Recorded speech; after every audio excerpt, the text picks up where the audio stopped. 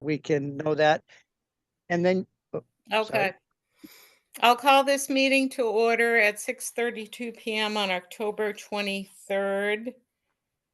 And do you want to, we'll do a roll call vote for the minutes. Okay, Jane? For the minutes, we're voting on the minutes. I'm sorry. I meant for the person doing the minutes. I'm just doing a roll call vote so she'll know who's here. Oh, okay. Jane Dutcher, yes, present. Okay, Dorinda, Here. Alan, Present. Greg, Here. Catherine, Here. Chris is not here. Michelle is here. Who else do we have on? Let me look. Jessica. Jessica is here. I'm here, Jessica Foot. Jessica, okay. And any other committee Matt Lord. members? Right. Matt Lord, right. Thank you, Matt. All right. Approve the minutes of September 25th. So moved. Second. Okay. I had Michelle, just a Yeah. couple of things. One of them was that, just a grammatical thing for Kathy on section D. It just says study B and ad hoc, just, put in so it's by. And on the backside, it said, under 7, Alan asked how we are a subcommittee. We're not a committee. So how the subcommittee is doing with the Mars consultant. And that was it in terms of Corrections. my suggestion. Yeah, correct. Thanks. Dorinda, do you accept those amendments? Was Yep. it you that made the motion? Yep. Okay. I second. Okay. Any other amendments? All right, all those in favor? Well, we got to do a roll call Yep, vote again. Yep, I Yep. was just gonna say that. Yeah. Alan, Yes. Greg, Yes. Jessica, Yes. did you say yes? I'm sorry, I didn't hear you. Yes. Yes. Okay, Kathy, You mean Catherine? Yeah. oh, Catherine. there's the Kathy and there's a Catherine. Yeah, but Okay. Kathy is the minute keeper. Oh, the minute keeper, sorry. And Okay, so Catherine. anyway, Catherine says yes, but wants to note that I wasn't at this meeting, but I did read the minutes.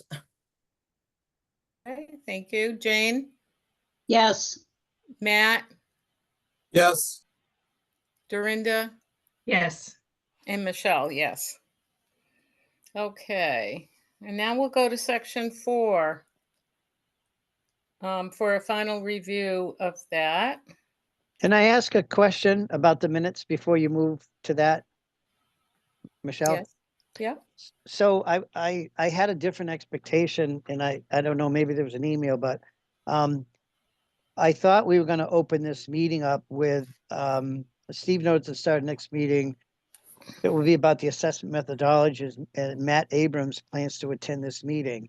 And then I had suggested that Steve prepare language for the 5-year rolling average. Was he not able to make that or will we, No, did something happen? Yeah, so I can try to respond to that, Alan. We thought that we needed to clean up old business first. Matt is here. I just admitted him. So we're hopefully going to be able to get through a tentative vote on section 4 so we can finally move on with that section. And then I'm going to explain section 5, which is fairly straightforward, and the remainder of the time will be for Matt to walk through section 6. Okay. So, yeah, does it make any sense? And I'm asking the board, I'm asking Michelle and you, in respect for his time, does it make any sense to move him up to the beginning? Or is it beneficial to have him see these other pieces before he walks us through it? Just wondering. Yeah, my preference is we stick with the agenda so we can get some sections approved. Okay, thank you. Yeah. Okay, Jay. Okay, hang on just a minute here. Well, Jay's bringing that up. We've attacked That's not section it. 4. This will be our third time. I think we're in pretty good shape. We've made the adjustments that you saw in the minutes there and that what we've discussed over the last couple of times. And I'm just going to go through those 4 changes so that hopefully you'll see that we made the changes that you asked, and then hopefully we can call for a tentative vote. So Jay, if you could scroll down to D, the process to close the school. I think we were all set up until that time. So D and B, at the end of B, you don't see it there. You asked us to take away a sentence which we had added a couple of times before, and that said, if the district is participating in a project with the MSBA that involves a school closure, this timeline may be modified by a 2/3 majority vote of the committee. And you asked to have that deleted, so it is not there. Okay, Jay, down to C5. Yes, right there. In the middle of that, I'll just read that so you'll see the context. Review of the study by an ad hoc committee comprised of 2 members of the committee, or 1 if only 1 committee member from that member town, and 3 members from the town where the school is located. And then we added selected by the select board, as I believe your request. So we've added that. Okay, just Jay, if you scroll down to, let's see.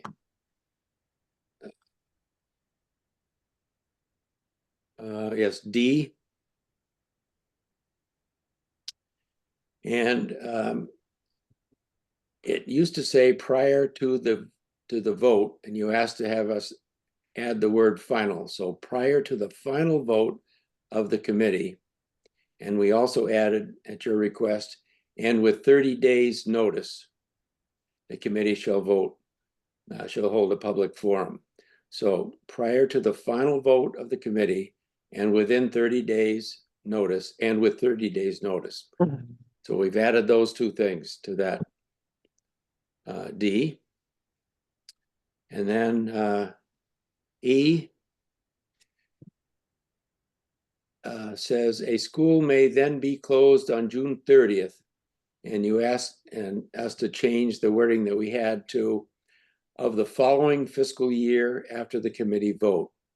So it reads a school that may then be closed on June 30th of the following fiscal year after the committee vote. So I believe Mac, those. Yes. this is just a point because I forgot.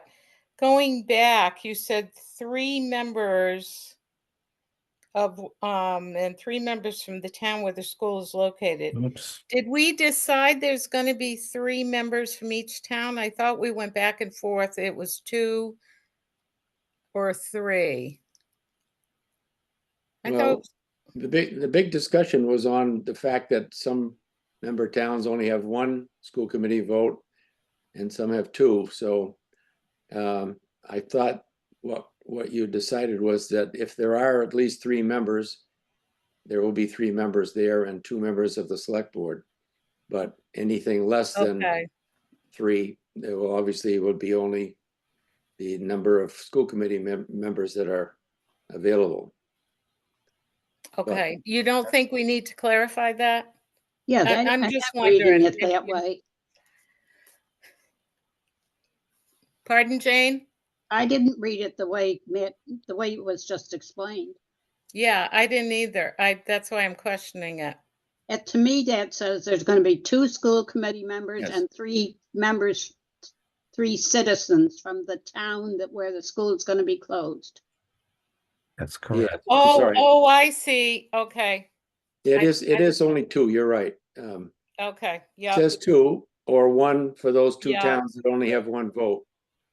yep. Okay, thank you.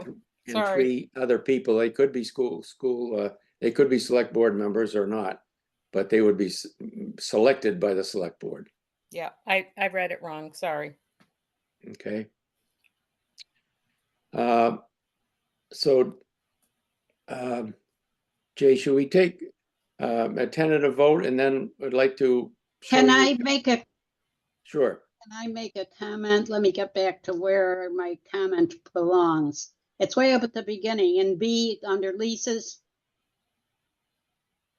The last sentence of the number 1 paragraph.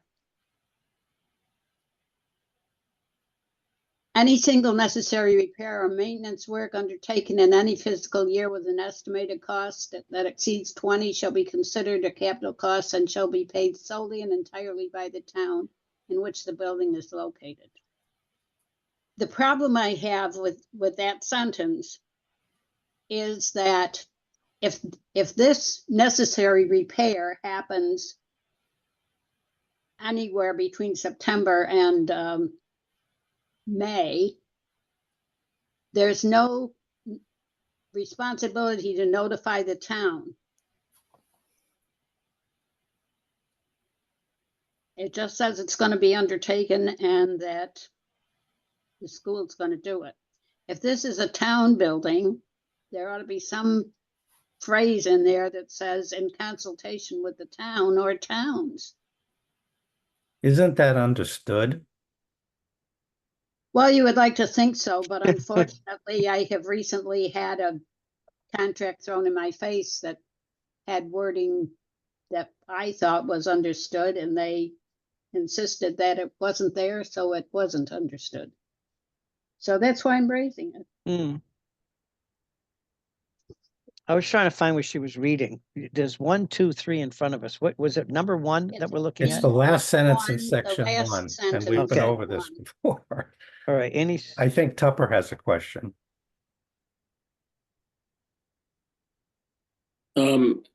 Well, I'm in a kind of awkward position here. I missed the last meeting and have since discovered that I have some questions exactly on this paragraph. And I don't know whether you all would like me just to sort of shut up and not make trouble after the fact, or whether you're interested in hearing the questions that I have. We You want to hear want your it, questions. we want it as you want it, as your committee wants it. If your committee agrees with what your questions are, then that's what we'll do. My committee, I'm not clear. This This committee, committee. yes. Yeah, Is I want to hear everyone from okay? him. well, I'll go ahead if unless you want me not to. Does anyone have any objections no, to Tupper speaking? No. no. I'm interrupting because Ginger Robinson just called me and she says she's been she's in the waiting room. Is that true? Because It if not, might be, she's but got I'm the- gonna have to stop sharing to let her in. Okay, So I'll do that as soon as we're through with this section. all right. And I do have another question, but not on this section, not on number 1. All right, well, I'll be quick and maybe you just want to make a note of the questions and think about them another time, but the first thing is, I don't know what the phrase "to maintain superintendency" means. People seem to be comfortable with it, but I have no idea what it's not a meaningful expression for me. Can I Okay, the answer phrase, it, Tupper, do you want me to answer? I'll try to answer that for you, Tupper. All right, The phrase comes from our experience with the Department of Elementary and Secondary Education when they review these documents. And they insist on a phrase like this or that exact phrase to indicate that the district has basically control of the building so that they can run the school as they wish to. That's what it means. well, my recommendation is to say that rather than a code word, but I'll go ahead. The next one is the phrase "administer all expenses." That suggests to me that they're not responsible for the expenses, but just to administer them. And I'm confused by that language. More substantively, I don't see in this paragraph any provision for how it is decided what repairs are required. If especially in the case of capital repairs, it simply is not stated. In other words, can the district come in and tell the town these capital repairs in the amount of, say, 30,000 are required, and demand the town does it? I don't understand that process, or what the standards are for getting to the end of that process. And even a little more confusing to me is the language in this paragraph says that the district shall be responsible for maintenance and repairs. And then it goes on to say the town has responsibility to repair and maintain above $20,000. And the conflict I see there is that if the district has fulfilled its obligation for maintenance and repair, how can it be that there is a repair or maintenance in excess of $20,000? Okay, well, the sentence that says the district shall maintain superintendency of the buildings and administer expenses for maintaining and operating such buildings, facilities, and grounds, and keep them in good repair, is intended to refer to the day-to-day operation and keeping the school in good running order. The last sentence is about an issue that comes up that exceeds $20,000 in costs. And we had talked about that as being the trigger for the town to pay rather than the district to pay. It's usually going to be a bigger item than buying a new vacuum cleaner. Well, I get that, but we had a situation where the floors were not maintained in our school for a long period of time. And then finally they had to be all replaced as a capital project, because it was in excess of whatever the dollar amount was in the lease. Now, that creates a problem, it seems to me, that this language does not address. I don't know if I'm being clear about this, but you have maintenance and repair on both sides of the formulation. And it seems like the large one could result from a failure of the smaller one, or the district's day-to-day stuff being performed. I guess what I'm saying is I think that this paragraph, it needs some more thinking through. But here I am, having missed a meeting and then coming in and making all these complaints about it. So I really feel bad about it. Okay, Jane, you had your hand up? I do. I concur. I've seen that it wasn't floors in our school, but it was things that were neglected and then required a capital replacement. And I would like to see some teeth in here somewhere that says they have to take care of the maintenance. And if they haven't, then it does not become a capital expense to the town. It's one thing if they don't take care of the jointly owned building and everybody has to share the expenses, but when they got the janitorial and maintenance budgets at the beginning of every year and then don't maintain the building and then throw it back on the town to pay capital costs, something's wrong. And I think if we need to address that for our towns. I also think that there's no clause in here that says they're going to discuss this with the town, or they should see that there's going to be a $20,000 capital expense and they should be notifying the town so the town can decide whether or not to put it in their budget, because that's going to be a town budget item, not a district budget if it's a capital expense over $20,000 in an elementary school. Sorry, my soapbox. All right. I was wondering I'm going to interrupt again because Yeah. If you could let Ginger in. I mean, she's missing. She's been on the phone for 10 minutes. I mean, Yeah, and Deb Potey has been waiting 20 minutes. yeah. So, so Jay, if you could let them in, and we all have our own copies of that. Yep. All right, Also, I want and everybody Matt, to remember this is like a tentative approval, right? Because we're tentatively approving. There's still the select board's going to read it, the state's going to read it. We're going to get chances to revise. So if it's down to Right. words, like. Matt, But you I have think your what hand we're up? bringing up, it's pretty substantive, and I won't vote to approve it the way it is, even tentatively. Sorry. All right, If I Okay, Matt, might just Matt, make- No, it's I would his like to turn. respond to what you guys said. If So, I I could mean, make it's a like, couple of quick notes, and I won't. Wait a minute, Tupper. All right. Matt is gonna speak. so like the purpose of this paragraph, right, has to deal with the fact that the towns are leasing the buildings to the districts. The towns still own the buildings. And so given that there are these different property interests in the building, how is it that the maintenance and repair of these buildings going to be get divided? It's not about, trying to figure out how a building is well maintained. That is going to be the responsibility of the new school committee to ensure that the buildings are maintained in a proper way. And although the language of this paragraph may not be ideal in terms of the way that it says that a $20,000, excuse me, I don't have it up in front of me right now, $20,000 shall be paid by the town only, this cannot supersede the fact that obviously it needs to go through a regular budget process, and that a school committee cannot demand, $50,000 from a town for an expense that hasn't been approved by town meeting.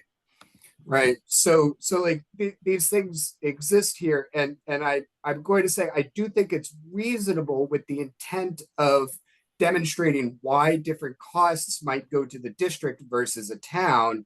And that when the town would continue to hold the asset beyond the lease, it would be the town's responsibility to perform capital expenditures in order to maintain its asset at that level.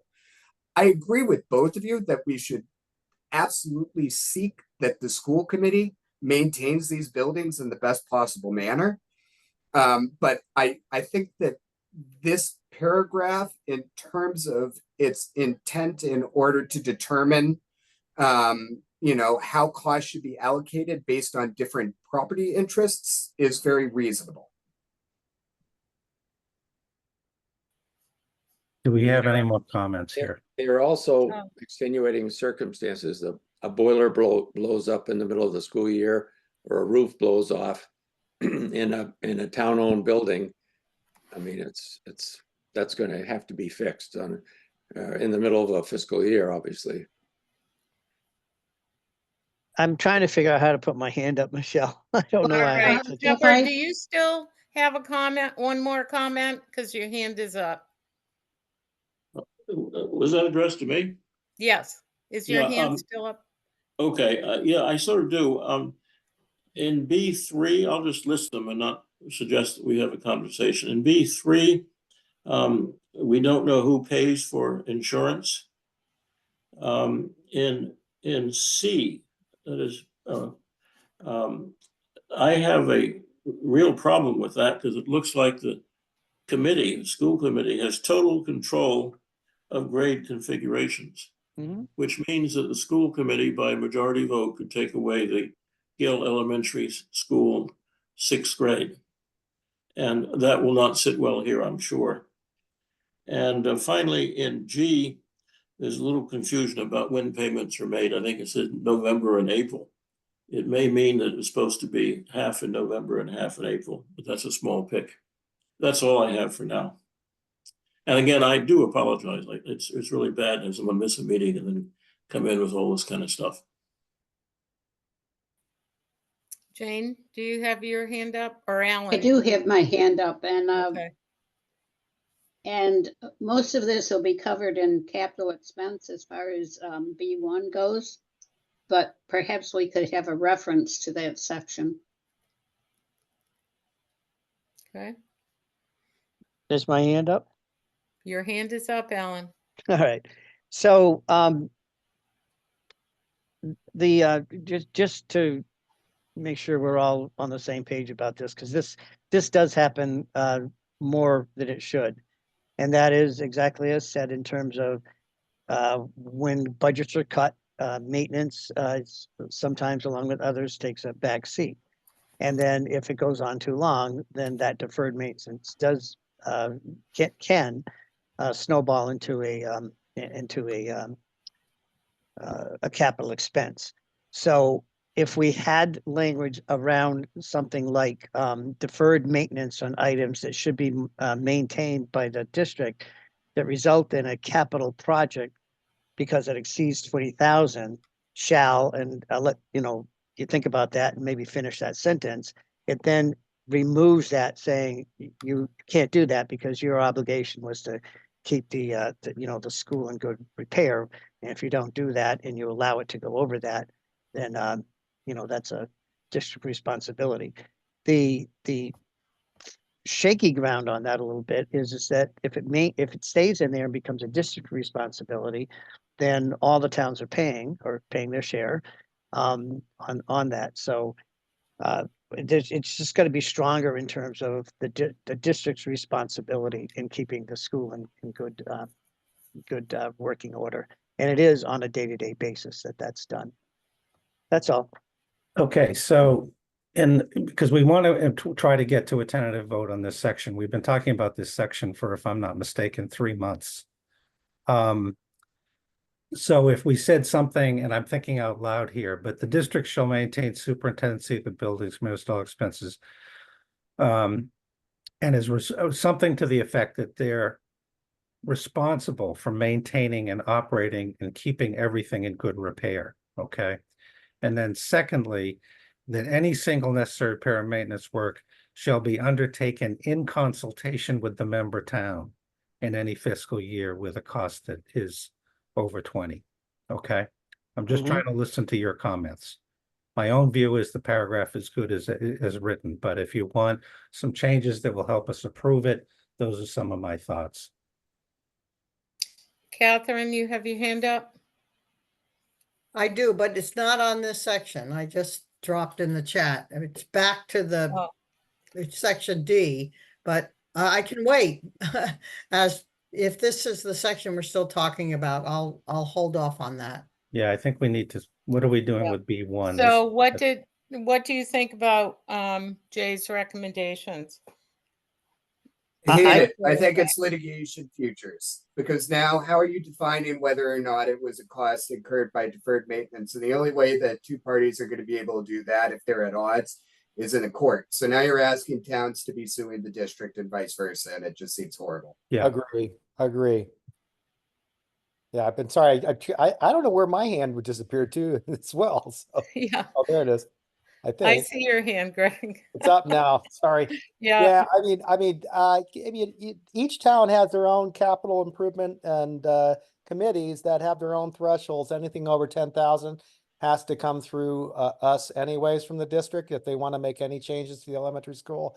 So, to me, this paragraph is fine. If you want to add in consultation with the town, I think that's fine to clarify it. But to Matt's point, it's going to be a huge slippery slope if you try to, one, have towns not approve a budget, give them a lesser budget, they have to make cuts, and then you turn around and say, start blaming them if they start cutting on the maintenance side to keep a teacher on board. I mean, it's going to get really thorny. I would say it's fine the way it is. I think that 20,000 needs to stay, however, with all the adjustments. 10,000 is too low. No, Yeah, it's well, not that was- about, it's not about the dollar amount. Our town has a 10,000, anything over 10,000 has to go through capital improvements. And then it has to go, it gets put on a capital list that either gets approved for town meeting or not, just the way Matt spelled it out. Tupper, you have another question? Well, not another question. I was suggesting that perhaps we could add at the end of that paragraph a phrase which says a comma, except in cases where the repair cost, where the repair has resulted from a failure of the district to fulfill its obligation to maintain the facilities. I think Matt already had a comment about that, though. Tupper, What- don't you fear how the the difficulty in resolving whether or not an issue is due to maintenance and the fact that you're going to have two opposed parties that you want to be working as closely as possible in such a situation. Well, I just want it to be clear that simply because it's over $20,000 does not automatically make it the town's responsibility. And I think everybody seems to agree on that. So if we just say it. I then don't we think that's.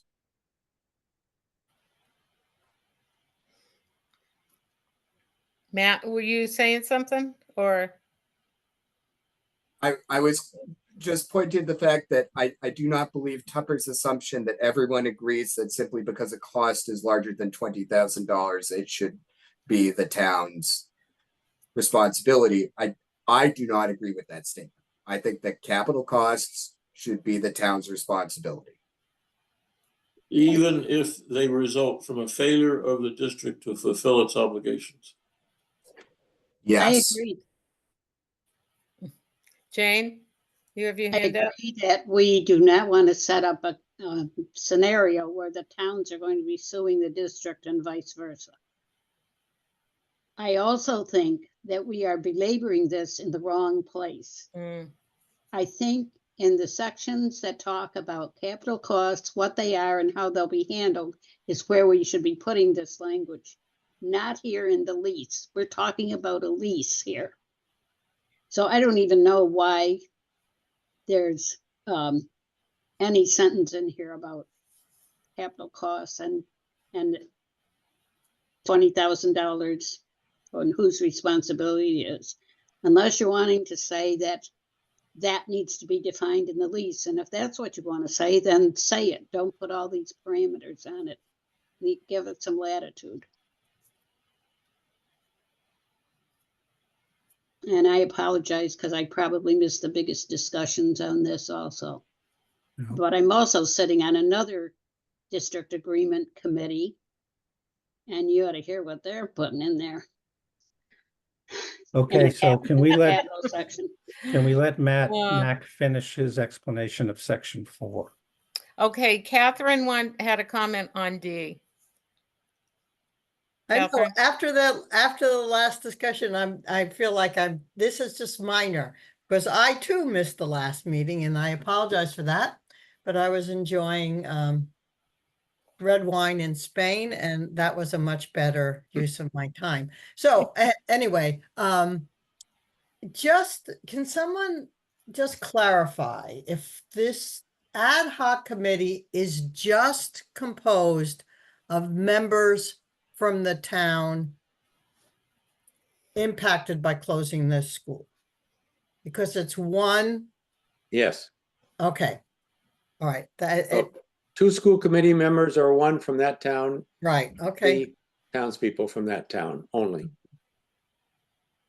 And and we're all fine with the fact that the committee does have no other representatives on it from the other towns. I mean, it's going to in fact impact those people the most. Yes, you know, remember that this is a group that's reviewing a study that's Yes. already been completed. Yep, I Okay. understand. And they're just All right, making I'm just- recommendations. Yep. It's just I just needed to have that clarified. Thank you. Okay, Mac? Jay, would you like to call up the 2 examples? Yeah, so I I'm assuming everybody's okay with the closure section all the way through section H, right? So I Okay. guess we would look for a tentative approval, and as Dorinda said, Well, we'll show you This- one more thing here. this and will come then, up again at the end, so you'll have this more is time to look something- at it. And if any of you have suggestions, you want to send us something in writing with a suggestion, certainly we can take a look at it and your committee can look at it. But your last month, there was a request for examples of how it would work if the committee voted to close a school, and how it would work if that committee voted to keep it open. that town at a town meeting. So we have two short paragraphs to try to explain that example. So in the first example is that the school committee wants to close a school. So the committee votes this. So this is just an example on the timeline. The committee votes to close a school sometime during FY25, which is obviously the next school year, 24-25. That school remains open during the 25-26 school year. So it doesn't happen right away.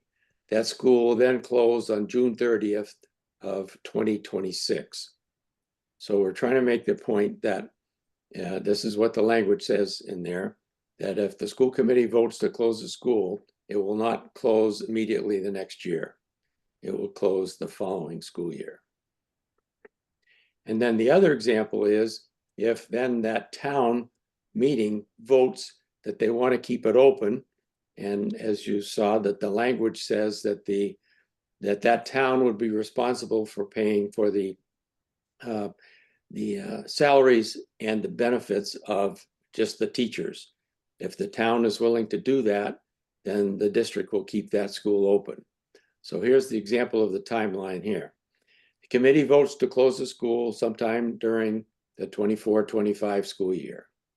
That school again remains open during the following school year. And then that member town where the school is to be closed may vote by a November 15th of 2025 to keep it open. So sometime during the next school year, by November 15th, the town would have had to vote, said we want to keep it open and we'll be willing to pay the salaries and benefits of the teachers if the district continues to pay all the rest of the expenses. And then that member town's payment to the district must be received by the next April 30th, 2026 in this example, and used to reduce the assessment to all member towns for the following year, or FY27. So the three of us as the consultants debated this quite a bit about what would happen with that money. So the town X says we want to keep our school open. We'll appropriate the salary and benefits money. We'll give that to the district, and the district will use that money to lower the assessment for all 6 of the towns. So that's how we see the process going. So Yep. that would require a special town meeting of that town to appropriate whatever the money is to pay the bill by April 30th. That's right. It would. Well, when is your Springtown meeting? Most town meetings are in May May or June, yeah. or June. Rarely are they in April, once in a while. Well, it might mean just moving the May meeting up a month. Well, so however you want to do it, it means that you need to have a special town meeting because the money's got to come out of that year's fiscal budget or a vote in that fiscal year to use money to pay that bill. That's a good point. And then Perhaps we should say town meeting, you're voting funds that are going to be spent in that next fiscal year, not the one you're in right now. It's a hard concept for people to grasp. that's right. So if you vote by November 15th, so the money is not due for another whole year after that. So you'll have time to appropriate the money in your Springtown meeting for the following year. No, you're saying you vote on November 15th, 2025, and you pay the bill on April 30th, 2026. It's the same fiscal year. It's the following April. But it's the same fiscal year. She's right. The question here is like, so I think What's that's supposed to be 27, April 30th of 27, because you're right. You would have to appropriate the money in the following, in that May for the following fiscal year. Yeah, I think you're right, Mac. Yeah, because you're reimbursing the district for the money that they're appropriating in their budget going forward. Yeah. So we'll change Well, that not to the district, the town. 2027. That's a good Well, point. I'm just raising the question, but to change that to 27 is not going to work. Okay. Fiscal years run from July 1 Yeah.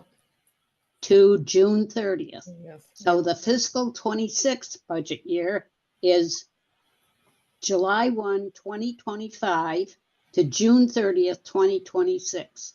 Right. So No. if you change this, and that statement is true, and then it will apply to the fiscal 27 statement.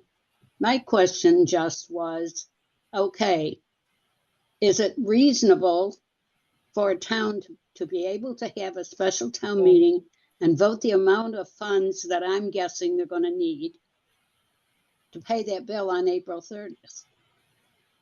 If they want to keep the school open. Wow, that's a lot. Well, I mean, No, I'm with Jane. I don't think that that's our feasible. problem here is that we're supposed to be representing the towns to write a decent agreement that benefits them as well as the district. And if we're trying to allow them to keep the building open, then we need to have a reasonable scenario. That one's not reasonable to me. Jane, all of this language precedes the fact that there's been a one-year study and a very significant supermajority of the district committee has voted to close. They've spent an enormous amount of time on this. And the case should be, if they're moving towards closure, this is not a hairline kind of issue. It should be very clear that they have a strong case for closure. If the town in question wants to move in opposition to that, it's their responsibility to do what they need to do to pay the bill. Yep. Yeah, I don't disagree with that. Yeah. So I'm just looking at this again. I think to respond to your concern about when the money is due, I think the money should probably be due by September 1st of 2027. Well, I can understand why you're saying April 30th, because now the school district wants to know that they have that money in hand before they decrease everybody else's payments. Right. And I can argue both sides of this. Yeah. Yeah. Matt has his hand up. Can I just ask, let us come back to you with just these two examples. You've made a good point, and we need to reconsider that date. So we'll do that and bring it back. And I hope there will be something logical that will be acceptable. Okay, lots of questions. Hands are up here. All right, yeah. I just want to note, and I think Jane has mentioned this, but I want to make it explicit. Moving the year out to like 2027 doesn't help, because you can't appropriate the 2027 budget during the 2026 May meeting, right? So I guess you're talking about April 2027. You would do that at May 2026. It could help you there. I am sort of I understand that school district wants to have the money in hand, but if this is all based on the fiscal year, then just have it do it at the end of the fiscal year seems like an easy accounting thing, and it allows for a normal town meeting process to go forward.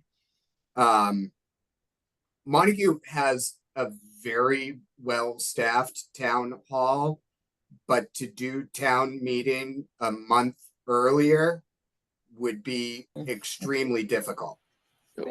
And I don't think it's feasible. We'll fix it. We'll come back and we'll fix it. So Matt, to your point then, the district could receive the money conceivably by the first day of the new fiscal year, right? Right. Hmm. If Yeah, it's appropriate.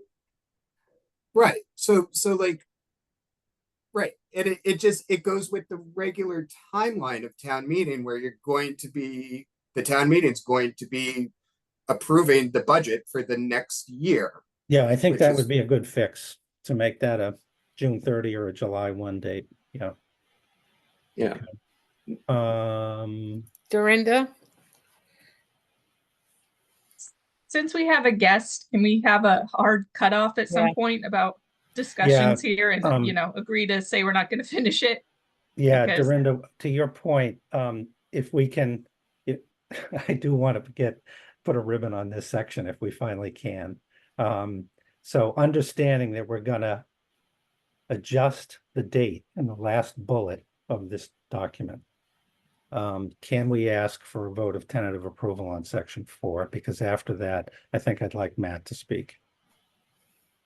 I'll make a motion to accept Second, with those amendments. yes, with those amendments, second. Okay, Matt and Dorinda. All right. No, that was Greg. Oh, that was Greg. I'm sorry. Quite all right. Okay, let's take a vote. Tupper,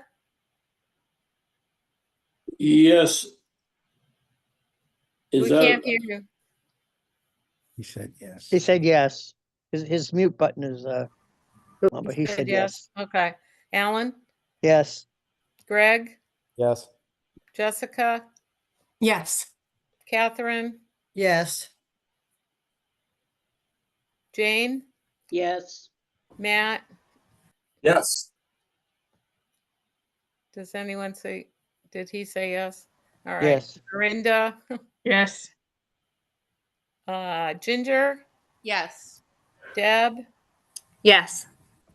and Michelle, yes. Did I miss anyone? Jessica, I missed you? No, I said you. yeah, but I misunderstood. I said yes because I thought you were calling on me to say something. If this is a vote on the entire section 4, is that right? A tentative Yes. approval? A Yes, tentative. Yeah, no, I'm afraid I say no. okay. Okay. So, And I have another question about this, last step, but I think you want to go on to something else. we do. Yeah, we have a guest, Tupper. So I we're gonna, understand. Okay, so we're going on to really the number 5 on the agenda here. And thank you for the vote on 4. We'll get back to you about those final edits. And if there's more discussion about it, we can try to finish that up in November. So Matt Abrahams is here from the Abrahams Group to talk about apportionment of expenses. So if there had been more time, it would have been nice to walk through section 5 with you. I don't think there's a lot there that's contentious. It's about timeframes.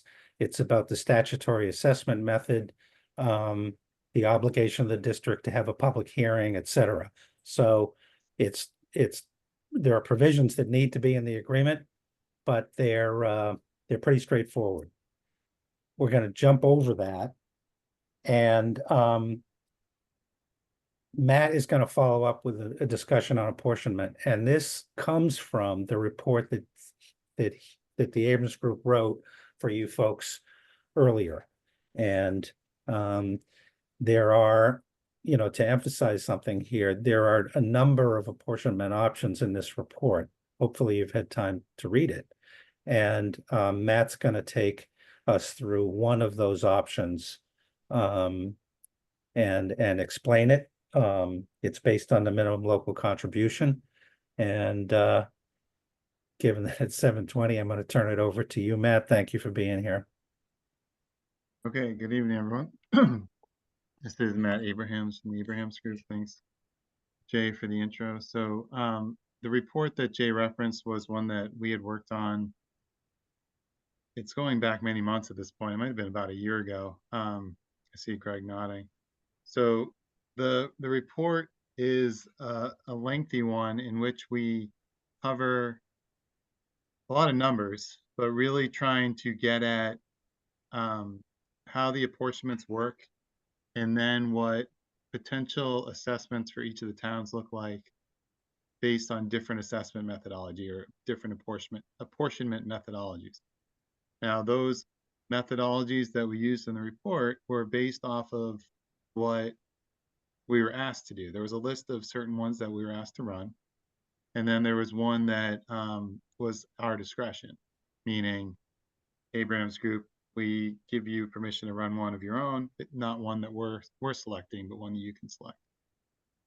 So in all, we put together 10 different model runs, I guess, showing different apportionments. And as Jay mentioned, we're kind of focused on one this evening, but this does not need to be the one, meaning the one that is adopted.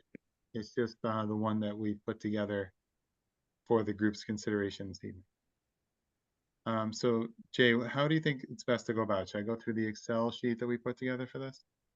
Yeah, so I sent out, I can call something up here and see if it suits you, and if it doesn't, we'll try to find something else. Jay, can I ask a question around this topic before we start? Yep.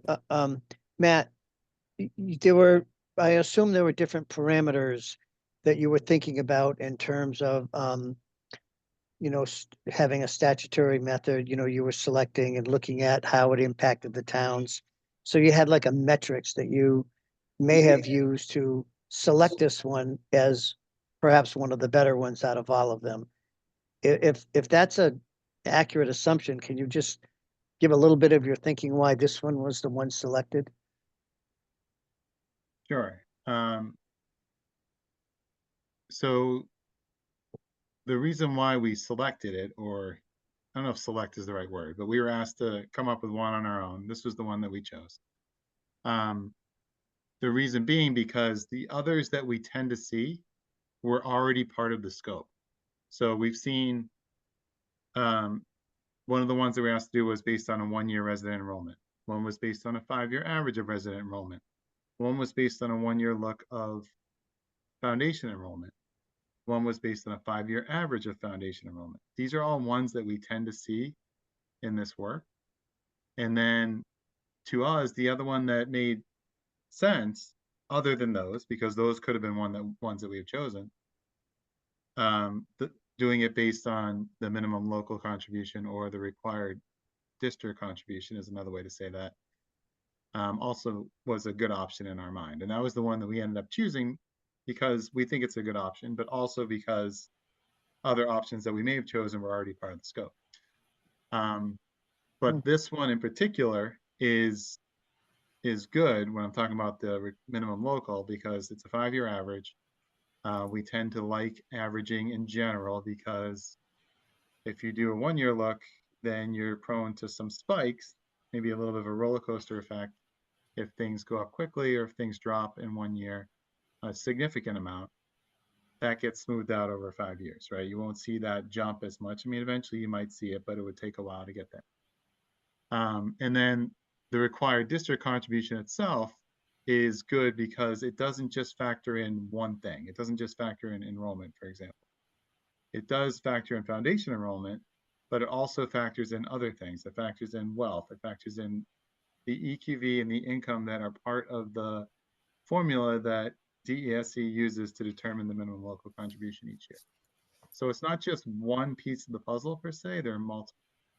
And you know, we generally like that. So we consider that to be a good option. We also know that there's another district out in Western Massachusetts that currently uses that methodology and it's working well for them. So that was another reason why we thought presenting that as an option made sense. Matt, can I jump in here for a minute? Is there any way Yeah. you can turn your volume up? And Matt, would it help if I put up the slides from that presentation a year ago? The ones that spell out the different statutory methods and the tables that you had? Would that be helpful or no? That's He's fine got with a me. spreadsheet here. We did send out the spreadsheet on the minimum local, Matt, if you want to talk about that. Or we can look at it. The whole report is we can do that too. It's up, whatever suits you. Want to start with the, It doesn't matter to me. I guess it depends on what the group wants. If you need a refresher on, or if you want a refresher. well, why don't on- we start with this with this 6-town assessment model that we shared with everybody ahead of the meeting. Right. Okay. And we can back up if we need to. Sure. So this one is the 5-year, this layout is how assessments are calculated using one of the methodologies. And in this case, the methodology that was chosen was the 5-year average of required district contribution. Okay, now we did not put together a table like a sheet like this for any others, but we could if that was the wish of this group. So again, we're just focused on one methodology here, but it could be any of them. There's I a need hand a raised. clarification. Yes. I'm sorry to interrupt. The required district contribution is what? Yeah, so some of these terms get intermingled, and in many cases, it's fine to intermingle them. There's just a minor difference. So minimum local contribution would be the entire requirement for a municipality. What they're Whatever required. you have to pay the district, that's the required district contribution. Yeah, so the district hones in on what the town's responsibility is just for that particular district, as opposed to maybe something that's a little bit larger, like if you're sending a student to a technical school, like 1 or 2, then that would be included in the minimum local, but it wouldn't be included in the required district, because that's just based on what the towns pay for that particular district. Okay, so the required district contribution includes the required minimum contribution. No. Yes. Required district is a subset of minimum local. Minimum local could be greater, but it could also be the same if you're not sending students anywhere else. Well, now I'm really confused. Okay, so picture this. Let's just say that I'm just going to throw out a number. And this is nothing to do with reality. I'm just throwing out a number. The town of Leiden, 10 students go to Pioneer Valley. Okay. Mhm. And then you have 1 student that goes to Tech. a tech school. Fine. The minimum local would include all 11 students, but the required district would only include the 10. Does that make sense?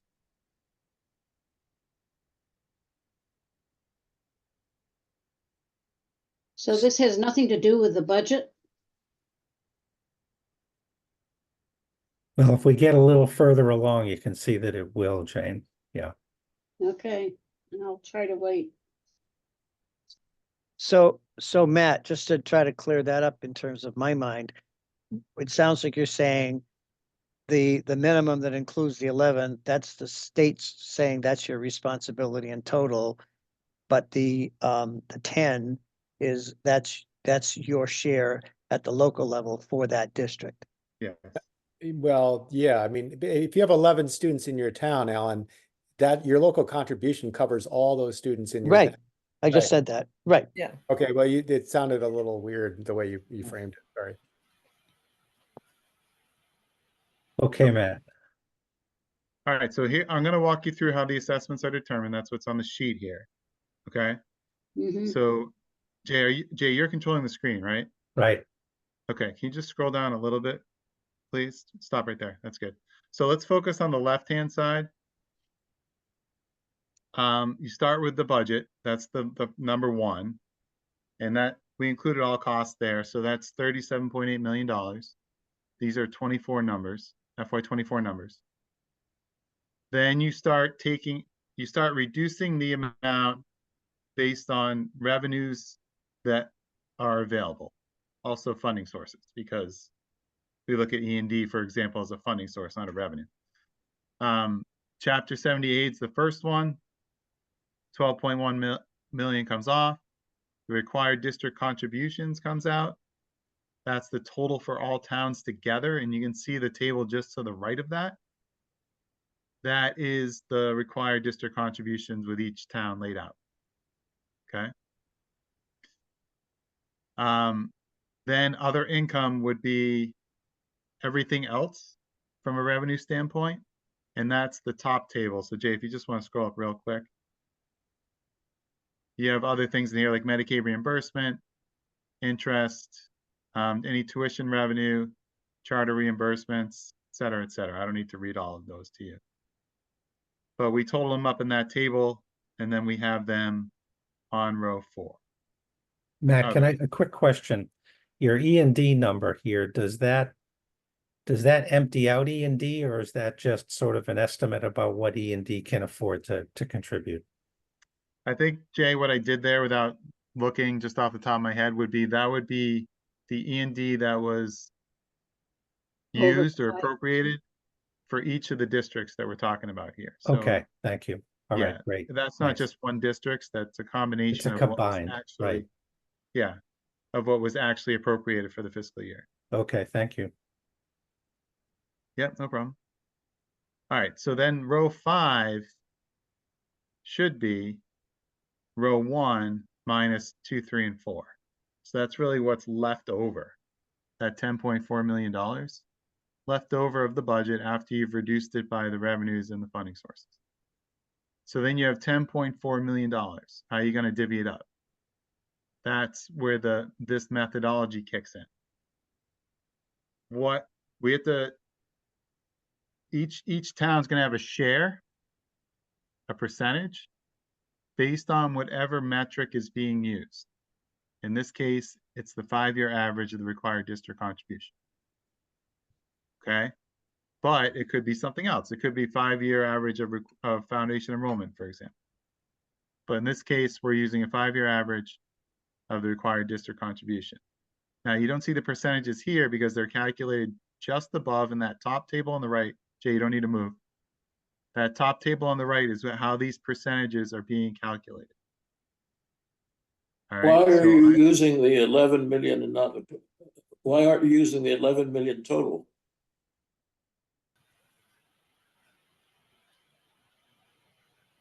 Why aren't I? What? I'm sorry. Can you rephrase for me, please?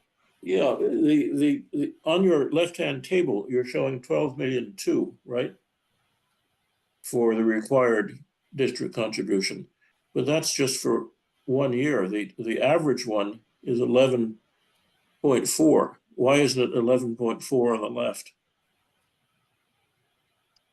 Instead of the 10-4, Tupper? No, I think I understand the question. So 12 to 2, 3. yeah, so the top table is being used to determine how to divvy up row 5. It's the apportionment methodology. Okay, I know they're a little bit out of order, but I found this the best way to lay it out.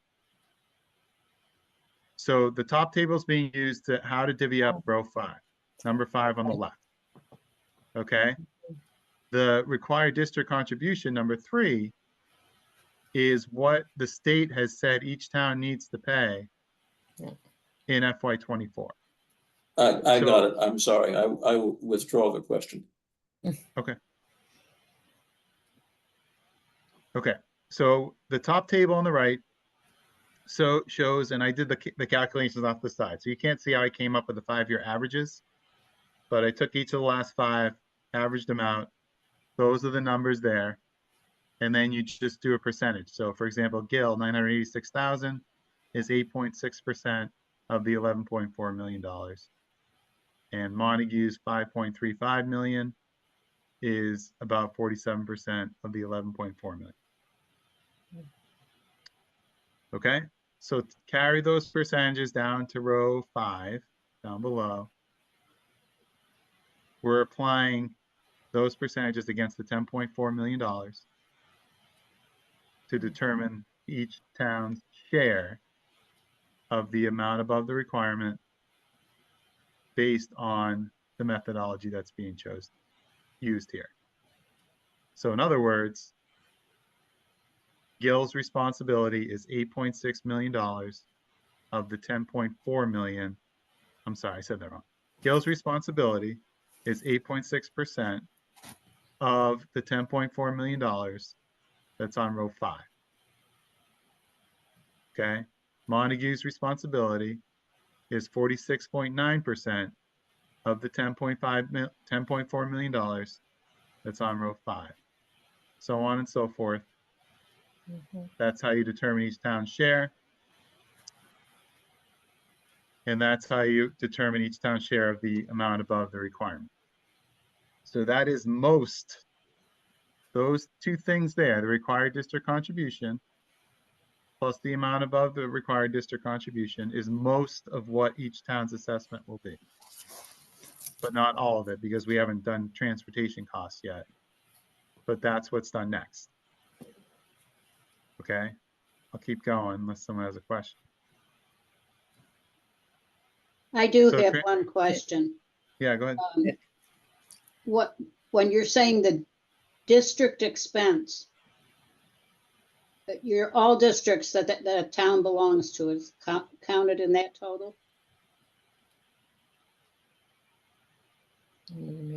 No, Didn't I? It's just the district of this Just the new district. district, just this district. are you talking Yeah. about what? Are you Well- talking about what? Go ahead. You referenced a student might be going to a tech school.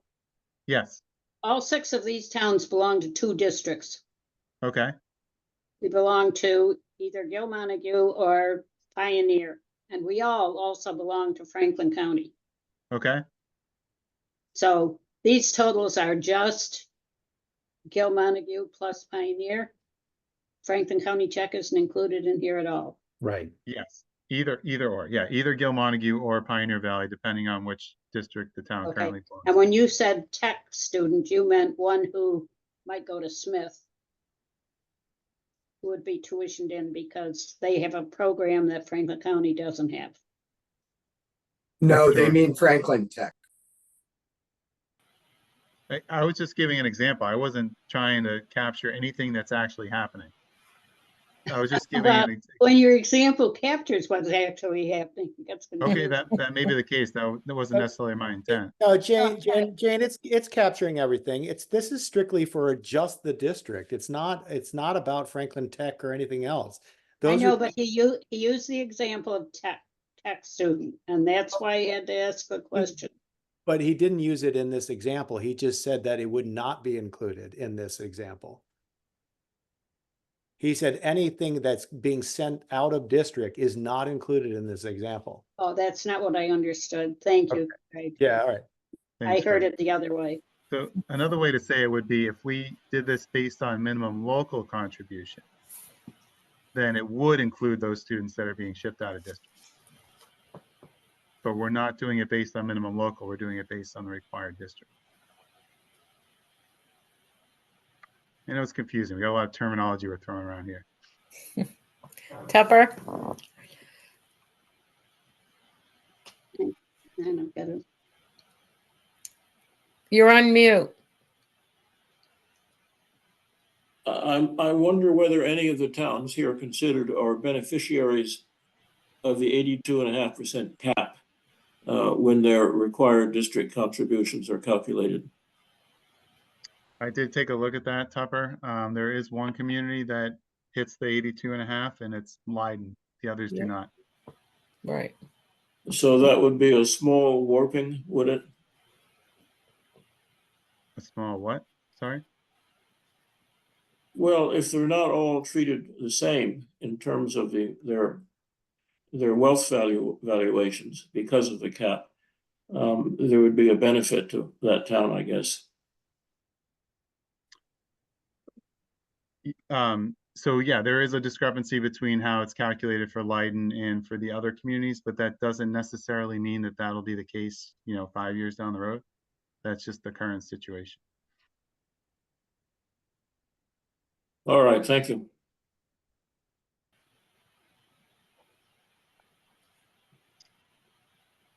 Okay. So back to the transportation piece. Sorry, Jay, up a little bit further. Lost my place here. So row 6, 7, 8 is a similar calculation, how to get at the net transportation costs for each of the communities. Start with the transportation budget, you back out an applicable revenue, which in this case is the Chapter 71 transportation reimbursement amount of about $1 million. You're left with about $400,000. And then it's divvied up the same way that the excess, the amount above the required district, is divvied up using the same percentage share in that top table to get each community's responsibility. Moving downward, so that the net transportation cost will also be added to the total assessment. That's the third amount that's going to be added. Then for capital, we did include an amount there, but we just said that we weren't going to allocate it here, at least based on assuming that it would stay with the current districts. So there's no calculation related to capital here for that reason. So then the next piece would be row 12 is how do you determine your total assessment for each of the communities? That would be 3 numbers added together. It would be the required district contribution plus the amount above the required district contribution plus the town's portion of the transportation costs gets you to your total assessment number that you see there.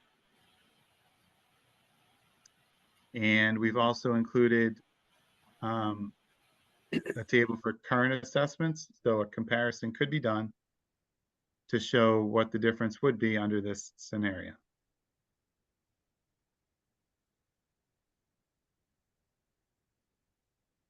So Matt, just to sort of clarify for me, I guess, on line 47, change from current assessments.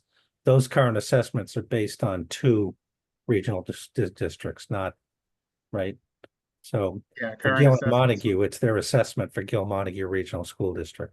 Yes, that's correct. It would be Okay, based on thank the you. current situation, and then also consider the fact that Warwick is currently not part of a region, right? Or at Right, least not part of one of these 2 regions. right. So the comparison for Warwick in this case would be compared to what the town currently spends on its education. So it's actually kind of a different animal there with Warwick, because if Warwick were part of a district, they presumably wouldn't be spending as much as they are today. They'd be spending what? They presumably would not be spending as much as they are today. Okay, They're paying more because they are not part of a region and they don't get the benefits that go along with that, some of the revenue streams, for example. okay. Greg has a question. Not so much a question. I just think this is a great spreadsheet and explaining the assessment methodology. So, you know, if you took this and did one for each methodology, it would give a really clear explanation of how they differ and where the percentages fall. So, you know, I hope we have some budget to be able to do that because this is really, really good. Thanks, Matt. It's Greg, it wouldn't be a heavy lift. And if Yeah. you thought that was valuable, I can put that together for you in I mean, short notice. this is great. Greg, I have one sort of suggestion. I mean, if you want to see a spreadsheet like this for all 10 options, then, you know, Matt can do that. But We have an old one through the presentation on the slides from last year, but you know, Okay. it's always, this is a little more detailed. It really does a great job of breaking it down for no, people. I understand that. My Yeah. thought was that, and this is a committee decision, but in terms of the consulting group, the 3 of us have talked about encouraging the committee to think about statutory assessment methods and to not get too involved with alternative methods. But if you want to see those, Matt can do it. But I just wanted to let you know that's how we feel about it. Alternative assessments are, they're a little bit more involved, and they're a little bit more involved at the town meeting level and so forth. Because you got to approve them every year, right? Yeah, you do. Right, Yeah. right. So the I would not be in favor I'd be in favor of taking the statutory method and not an alternative, because there's just too much it's really problematic from year to Yeah, year. I agree with you, Alan. So if that's the sense of things, Matt, then maybe the request could be about the statutory methods only. Mhm. Okay. And then Any other not, comments? yeah, and even Desi would have to approve that every single year. I mean, it's just very problematic. Yeah. I have one more question that nobody else does. Could you say something more? I know you covered this at the beginning, Matt, about how minimum local and required local vary. I assume, am I correct to assume that required local contribution does in fact include property wealth and income wealth factors as well as foundation, et cetera. They are based on the same factors then. Yeah, Okay, but you were making the point earlier that they include, in some cases, they include different costs. are you talking about the difference between minimum local and required district contribution? Yes, yeah, Oh, no, so, no. It's based on it's the same calculation, Jay. It's just, all right. Let me see if I can I'll try and explain it again. See if I do a better job this time. So, if you were to look at, like, for example, the Chapter 70 spreadsheet that DESE puts out every year, if you go to that tab for each town, that's the minimum local contribution, right? right. So there's a total down at the bottom right, based on that at the town level, at the community level, there's a total there. Okay, but that's at the town level. All right, and then if you were to go to, there's another tab there that takes that number and then it divvies it up based on the districts to which the town belongs. Okay, So on that tab, you're going to see a number that's allocated to Gil Montague, for example, and you're going to see a number that's allocated to whatever other district the town belongs to. thank you. You've answered my question. And the Yep, two of those together yep, equal the first number that you're thinking about. okay. Thank you. Appreciate it then.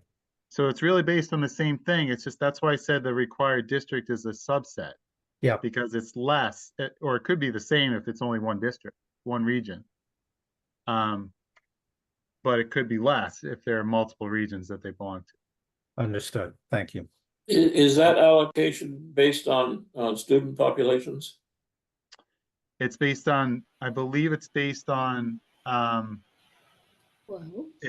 it's based on foundation budget share, which is really based on foundation enrollment. Right, thank you. Yeah, one of the, if I can just jump in for a minute, as I was looking at this, or as we were looking at this, one of the nice things about doing this through required contributions is it includes so many factors. And Matt stated that at the beginning. So there's a property, there's an ability to pay factor, and there's an enrollment factor, there's a foundation budget factor. And so you're not basing the assessments, for example, just on the number of kids you've got. And it seems a little more comprehensive in that way. I don't mean to sound like an advertisement. It's just that that was one of the things that we liked about it. Well, if I may say so, I think it's based largely on town wealth, isn't it? Except for the cap. Ability to pay is a big part of it. Matt can correct me if I'm wrong, but it's also, there is an enrollment factor to it as well. Yeah, both is true. Yeah.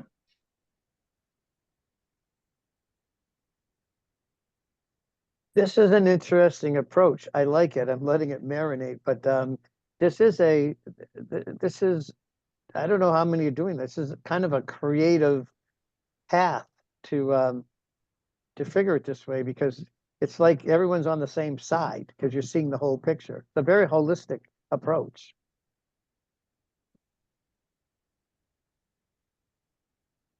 Are there any other questions or comments for Matt? I'll stop sharing if there aren't. thank you, and- Matt. Oh, you're welcome. And then Yes. just one other quick point related to this. Jay earlier referenced, Jay, correct me if I'm wrong, section 6 of the document. Is that right? Yeah, Yep. So section 6 is basically the words that dictate what I just showed you. It's just in word laid out in a document format. Because there needs to be words to how this is done. Okay, well, if you're going to assess, here's how you do it, and it lays it out. So I just wanted you to be aware that that's what section 6 is that Jay referenced earlier. yeah, and we've only got a few minutes left, and we do need to talk about dates for future meetings, but if I can quickly find this thing, I might show you We don't have to get into this at all. It's just an example of what Matt was talking about. But I just want the group to be aware that it's currently written based on that methodology that we just talked about. The Right, thank you. 5-year required district contribution. If the group ends up supporting one other than that, then the document would need to be reworded to Right. reflect that. Exactly. So, the notes I've made here is that Matt is going to come back to the group, maybe not in person, we'll figure that out, with a spreadsheet for all the statutory methods that are in his report. And correct me if I'm wrong, Matt, I think there's 5 of them. There's 6 of them. 6 of them? Okay. But just by way of example, this is what section 6 would look like with the required district contribution used as the factor for apportionment. Okay. So that's for a future meeting, but it is something we have a draft of. Okay. Question? Would it, you just use some words that I think would be helpful to be part of the title. Because it's apportionment, a payment of costs incurred by the district based on, and then you extrapolated that a little bit in your explanation. And I'm wondering if that would help in sort of setting the mindset as people then start to read it. Yeah, we can think about that.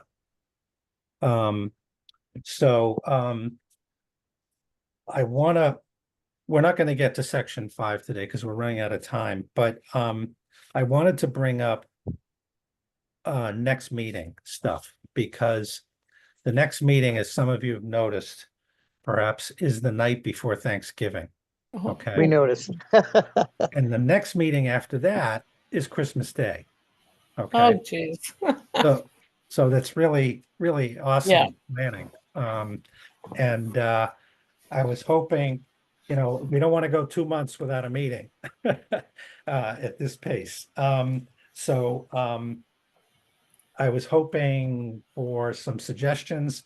I was thinking actually earlier. So if the next meeting is November 27. 28. Oh, yeah. 20. Well, Oh, I was 27, yes. I was wondering if you could actually do November 19th, because I was trying to have it so, not between Guild, Montague, or Pioneer meetings. If we did this one on the 19th, at the November one, and that's a Tuesday, I'm just throwing this out. And then we did the next one on, The 11th. yeah, thank you, Greg. Yeah, on the 11th, which is Wednesday, then, it sort of avoids all the holidays, but still moving us along. So you're suggesting November 19th for the next meeting? Why the Tuesday instead of the 20th? Yeah. I know I can't go on the 20th because I have That's a a regular school committee meeting, the 21st of November. Not 21st, 20th. Oh, the 20th. is Okay. the Wednesday, the 19th. Oh, yeah. Tuesday. Maybe I'm fine if you want to do it on Wednesday. I won't be there, but How Yeah, many that's people, good for me. how many people can make the 19th? Yeah, I'd have to give up another meeting. I'd have to give up one of my other meeting to do it. I mean, I could. Any other suggestions here? So it looks like the middle of that week is kind of tough. So well, I mean, how many we're do we have for Tuesday? I mean, Tuesday, the 19th. Yeah, Did you I do a can show of do- hands for the 19th? Then we can do a show of hands for the 20th and Yeah. see what we got. see what you got. If there's more for the 20th, then do it on the 20th. Yeah. So how about the 19th? How many How can make about the the 19th? 13th? I can't do the 13th either. No, Okay. I can do it the 19th and the 20th. All right, so I- let's I can do the follow through 19th. on that idea. If you hold your hand up for the 19th. So we got 1, 2, 3, 4, 5, 6. Okay, and how many for the 20th? I could do either. 1, 2, 3, 4, 5, 6, 7. Yeah, Well, there's 7 for the 20th and 6 for the 19th. do the 20th. And if I can, if Good for some reason I morning. can get there, I will. Okay, I don't hear a better idea, so we'll plan right now on November 20, and then what was the suggestion for December? 11th. 11th. Wednesday. That one I can do. How are people for that? I won't be here, but that's okay. How many hands for the 11th? 1, 2, 3, December 11th. 4, Yeah. 5, 6, 7. Looks like we got enough there. Greg, Okay, that's what we're gonna do the full board meeting, so we'll have to reschedule that.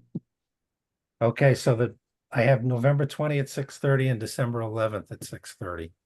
Okay, Well, Alan, we remember we agreed that we wanted to make sure the Dras met. Right, That's important than right. the Yep. 6th right now. Agreed. No, that's fine. okay, and then we'll get back to the regular in January. We'll get back to the regular day. Can you tell me what that would be? Because if possible, I'd like to put that in the calendar. So it'd be the 22nd, I think.